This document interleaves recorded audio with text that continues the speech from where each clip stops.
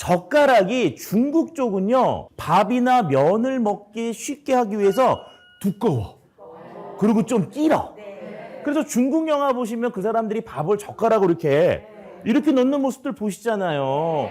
그쪽은 그렇게 발달이 됐는데 막상 일본은 또 어떻게 됐느냐? 젓가락 끝이 뾰족해.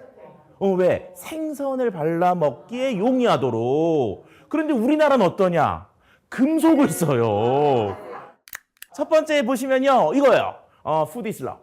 한국 사람들에게 있어서 푸드는 이미 오래전부터 사랑이야. 김치. 자, 김치가요, 2000년에 코덱스라고 하는 그 기준이 있어요. 이게 뭐냐? 어떤 걸 김치라고 해요? 정의를 내리는 그 기준이에요. 2000년도에 대한민국의 배추김치가 인정을 받고 그 다음에 기준으로 올라갔습니다. 자, 그런데 이때 이제 우리가 처음으로 알게 됐던 옆에 있는 삼국 옆 동네에 있는 또 하나를 알게 됐는데 바로 뭐였냐? 기무치야. 이게 어떤 거냐면요, 코덱스라고 하는 곳에서 동양의 또 동아시아의 김치와 관련된 기준을 세우려고 한다. 그랬더니 이게 기준으로 되냐 안 되냐는요, 이 돈하고 연관이 있어요. 그래서 기준이 되면 좋아. 그래서 우리는 김치라는 걸 가지고 나갔고, 갑자기 뜬금없이 옆 나라에서 우리도 비슷한 거 있어 그러면서 나온 게 기무치였죠. 그때 우리나라 그 국민들이 이게 무슨 봉창 두들기는 소리야 이렇게 했단 말이에요. 그리고 결과적으로 아주 치열한 배틀에 결국 승리는 김치가 됐죠, 이게. 그리고 나서 이제 어떤 일이 벌어졌느냐, 이런 일이 벌어졌어요. 2013년에 한국의 김장이라는 문화가 유네스코 문화유산으로 등재가 됐습니다. 그래서 우리가 김장 문화, 그럼 혹시 김장하면 기억나는 거 있으세요?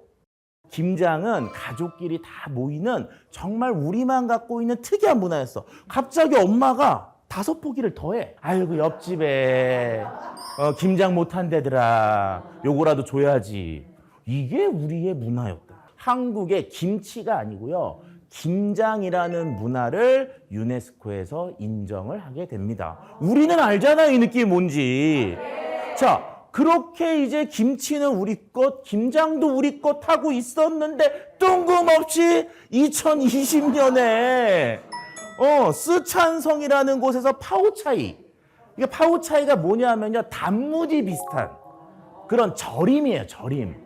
근데 걔들이 혹시 양꼬치집에 가시면 그 양배추를 절여주는 거 있습니다. 그 파오차이를 코덱스가 아니고 ISO라고 하는 기준에 등재를 하는데 등재가 됐어요.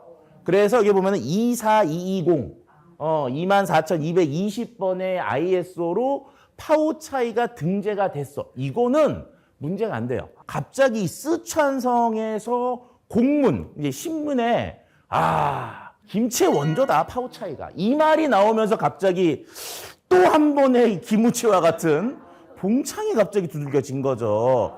자, 실제로는요, ISO에 뭐라고 되냐면 빨간 줄, This document does not apply to 김치. 자, 이 기준은 김치에 적용되지 않는다라는 말이 아예 들어가 있어요. 그래도 그게 우리가 막 이렇게 반항을 하니까 ISO에서 저 조항을 넣은 거죠. 저게 과연 이제 김치의 원조를 뺏겠다는 아이들이 옆에 있는 중국의 어떤 노력이냐, 아니면 해프닝이냐. 왜냐하면 그 당시 파오차이를요, 번역기를 돌리면 저게 김치로 나와. 그래서 이제 번역기 돌리다가 생긴 오류냐, 이제 이런 생각을 해서 저는 개인적으로는 에이, 설마 김치를 그랬겠어? 라고 생각을 했어요. 자, 그런데 제 생각이 좀 바뀌었습니다. 21년도 봄에요, 유튜버인데 이게 김치를 담그는 영상을 올렸어요. 그러면서 거기에서 중국 음식이다 라는 해시태그를 붙였어요. 그런데 이 영상을 보시면 뷰티풀, 너무 멋져, 너무 아름답게 만들어 놓은 거예요. 그런데 만드는 건 김치인데 만드는 사람은 중국 사람이야. 이러면서 이게 그냥 단순하게 파오차이가 번역기 때문에 김치로 생긴 해프닝이 아니라 중국 쪽에서 뭔가 강력히 김치라는 것을 중국어로 전환시키려는 노력들을 시작했구나라는 생각을 전 개인적으로 전문가로서는 하고 있습니다. 이게 보여요. 그냥 삼국끼리 먹는 거 가지고 치고받고 뭐 이런 게 우리가 보이지 않는 곳에서 일어나고 있는 거죠. 자, 오늘 제가 말씀드리고 싶은 이 전부터 있었던 우리 먹거리 얘기, 그 주인공은 바로 명태예요. 명태. 명태 모르시는 분? 없죠. 한국 사람 아닙니다. 간첩도 알 거예요, 그거는. 자, 명태 말 그대로 물고기잖아. 자, 그런데요. 한자를 좀 하신 분들은 명태라는 그 저 한자를 보면 서프라이즈, 뷰티풀 이런 말을 해요. 왜? 너무 아름다운 한자야. 자, 저 명자가 뭐냐? 밝을 명. 그러니까 깜깜한 거, 밝은 거 아시죠? 저 태가 무슨 태예요? 클태. 즉 밝음이 점점 커져간다야. 물고기 이름이. 여러분 물고기 이름으로 이게 좀 너무 과한 것 같지 않으세요? 아니 뭐 명태 알잖아. 우리 썩은 동태 눈깔 이런 말도 옛날에 하고 그랬었는데, 자, 이 명태는요, 제가 삼국 얘기하고 있잖아요 지금. 저것 때문에 명태라는 말, 요것 때문에 외교 문제가 있었어요. 문헌을 찾아보면요, 이마필기라는 책이 있습니다. 자, 이마필기라는 책이 있는데 뭐라고 돼 있냐? 명천에 사는 어부 중에 태씨가 잡은 물고기라서 이름을 명태라고 했다. 여기서 중요한 건 뒤에 보면은요, 북어라고 불렀다. 자, 우리가 일반적으로 물고기 이름 그러면 이런 거죠. 치자 돌림. 그렇죠. 아니면 그다음 뭐가 들어요? 어자 돌림. 태자 돌림은 우리가 잘 몰라. 몰라. 자, 그런데 이 명태라는 이름 때문에 중국과 외교적 문제가 생길 뻔했는데 생겼어요, 실제로는. 왜? 이 사람 때문이야. 주원장입니다, 이 사람이. 누군지 아세요? 명나라 전에 무슨 나라였죠? 원나라. 그래서 이게 남자분들 중에 보면 무협지 그런 거 보면은 막 명을 일으키려는 세력과 원을 지키려는 세력들이 막 겁나 싸워. 그러다 보면 거기서 떠오르는 사람 하나 이름이 뭐야? 주원상. 이 사람이 뭐냐면 명나라를 만든 사람이에요.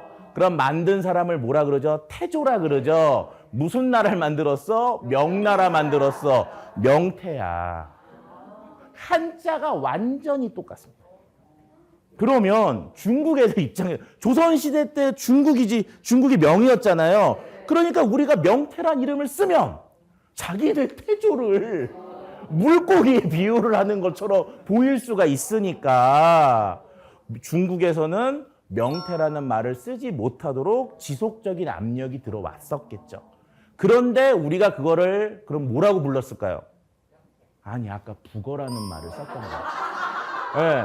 명태라는 말을 쓰고 싶은데 자꾸 못 쓰게 하니까 북어라는 이름으로 불러서 캠페인인 거죠. 자, 명태 대신에 북어라고 부르세요. 이런 일이 있었던 겁니다. 참 어떻게 보면 황당하죠.